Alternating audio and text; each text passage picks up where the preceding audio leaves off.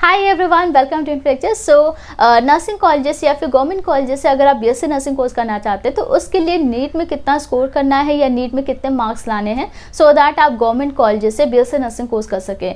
यहाँ पे हम कट ऑफ के बारे में बात करने वाले हैं। और नीट का अगर हम बात करें, जैसे कि नीट के बेसिस पे आप एमबीबीएस, बीडीएस या बीएससी नर्सिंग जैसे कोर्सेज कर सकते हैं।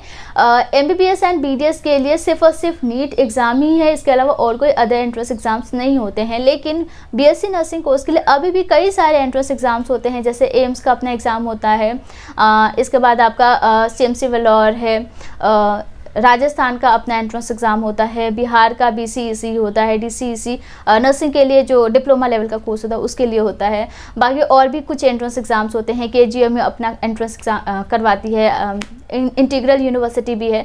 तो कहने का मतलब ये है कि बीएससी नर्सिंग कोर्स के लिए जो नीट एग्जामिनेशन देने वाले हैं आप, उसके लिए कंपटीशन फ़िलहाल नहीं है। एक एवरेज कट ऑफ यहाँ पे हम ले सकते हैं। एंड अभी कंपटीशन के नाम पे एवरेज कंपटीशन कह सकते हैं। आने वाले टाइम में इसका कंपटीशन बढ़ने वाला है, नेक्स्ट लेवल पे आपका कंपटीशन जा सकता है। क्योंकि देखो, ऐसा हो सकता है जैसे एमबीबीएस बीडीएस कोर्स के लिए एक ही एग्ज़ाम है, इसी तरीके से बीएससी नर्सिंग कोर्स के लिए भी आपका सिर्फ नीट का एग्ज़ाम ही हो। लेकिन अभी फ़िलहाल ऐसा नहीं है, अभी धीरे धीरे कॉलेजेस ऐड हो रही है। और 2021 में ही कई सारे कॉलेजेस ने पार्टिसिपेट किया है और कई सारे कॉलेजेस ने नीट के बेसिस पे एडमिशन आपको दिया है बीएससी नर्सिंग कोर्स के लिए। तो धीरे धीरे कॉलेजेस एक्सेप्ट कर रही है नीट को, और इसको थोड़ा टाइम लगेगा, लेकिन बहुत जल्द ही आपका कंपटीशन बढ़ने वाला है। अभी आपका कंपटीशन उस लेवल का नहीं है, तो डेफिनेटली आप नीट का एग्ज़ाम दो और यहाँ पे बीएससी नर्सिंग कोर्स के लिए आप गवर्नमेंट कॉलेजेस में नीट के बेसिस पे जा सकते हो। ठीक है, तो आज हम कट ऑफ के बारे में बात करेंगे। जो आपका कट ऑफ है वो डिपेंड करेगा, ठीक है, क्योंकि जो काउंसलिंग होती है वो अलग अलग काउंसलिंग होती है। कुछ कॉलेजेस अपना खुद का काउंसलिंग कराती है।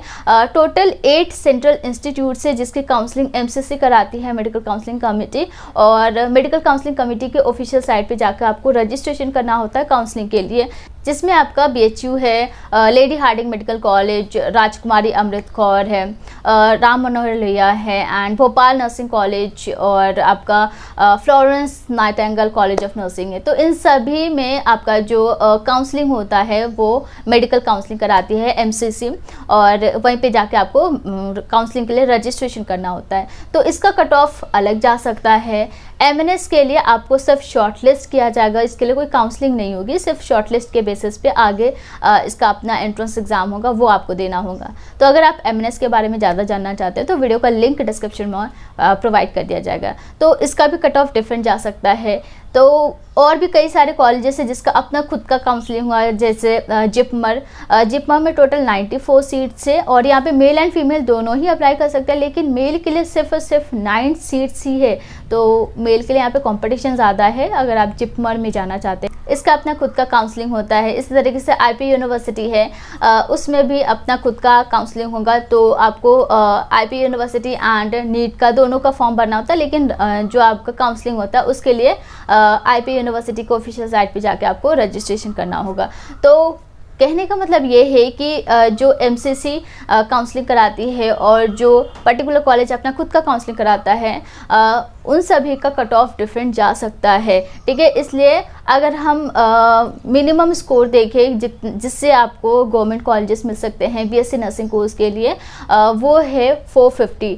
अगर आप कम से कम 450 स्कोर करते हैं और आप जनरल एंड ओबीसी से बिलोंग करते हैं, तो आपको गवर्नमेंट कॉलेजेस मिलने के चांसेस है। 450 से कम अगर आप लाते हैं तो गवर्नमेंट कॉलेजेस आपको नहीं मिलेंगे, लेकिन हाँ प्राइवेट कॉलेजेस मिल सकते हैं। ऐसा नहीं है कि आपका एडमिशन नहीं हो पाएगा। कई सारे ऐसे कॉलेजेस भी होंगे जो 350 मार्क्स पे भी आपको एडमिशन देंगे। ठीक है, लेकिन अगर आप टॉप लेवल के इंस्टीट्यूट्स में या फिर गवर्नमेंट कॉलेजेस में जाना चाहते हैं तो उसके लिए आपको 450 से ज़्यादा ही स्कोर करने होंगे अगर आप जनरल एंड ओबीसी से बिलोंग करते हैं। अगर आप SC ST PWD कैटेगरी में आते हैं तो उसके लिए 400 मार्क्स भी अगर आप लाते हैं तो भी आपका गवर्नमेंट कॉलेजेस में बीएससी नर्सिंग के लिए एडमिशन हो सकता है। इससे ज़्यादा इंपॉर्टेंट यहाँ पे यह है कि आप कम से कम जो परसेंटाइल होता है, क्वालिफाइंग परसेंटाइल, वो आपको पहले स्कोर करना होता है, तभी आप काउंसलिंग के लिए रजिस्ट्रेशन कर सकते हैं, उसके लिए आप एलिजिबल हो सकते हैं।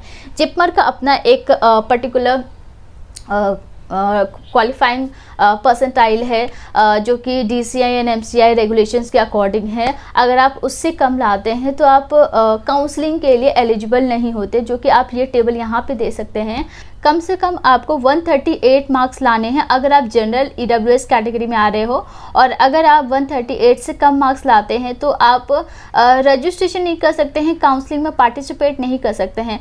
अगर आप काउंसलिंग प्रोसेसर में पार्टिसिपेट करना चाहते हो तो आपको अबव 138 मार्क्स लाने हैं और उसके बाद ही आप अप्लाई कर सकते हैं। बाकी OBC के लिए यहाँ पे 108 मार्क्स है, SC ST के लिए, बाकी सभी कैटेगरी के लिए कम से कम आपको 108 मार्क्स स्कोर करने हैं।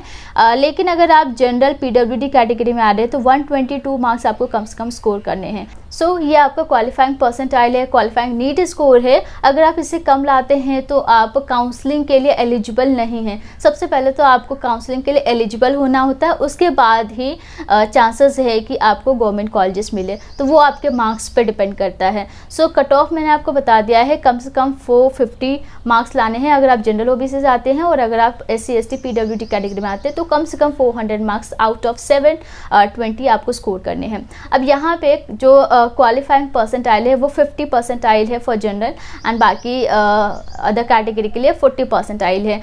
ये सभी कैंडिडेट के लिए है। जिपमर के लिए मैंने स्पेसिफिकली एक टेबल आपको दिखाया है जो कि प्रिस्क्राइब किया गया था, ठीक है, तो उसके अकॉर्डिंग आपको चलना है। बाकी अदर इंस्टीट्यूट्स के लिए नॉर्मल जो परसेंटाइल कट ऑफ है वो मैंने आपको बता दिया, मतलब क्वालिफाइंग परसेंटाइल जो भी होगा वो 50 परसेंटाइल या 40 परसेंटाइल होगा, ठीक है।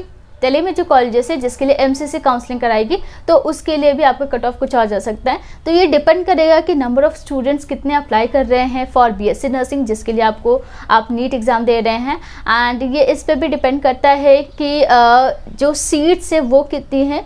सीट्स के अकॉर्डिंग अगर नंबर ऑफ़ स्टूडेंट्स बहुत कम अप्लाई कर रहे हैं तो कट ऑफ आपका बहुत कम जा सकता है, ठीक है। तो ये कई सारे फैक्टर्स पे डिपेंड करेगा।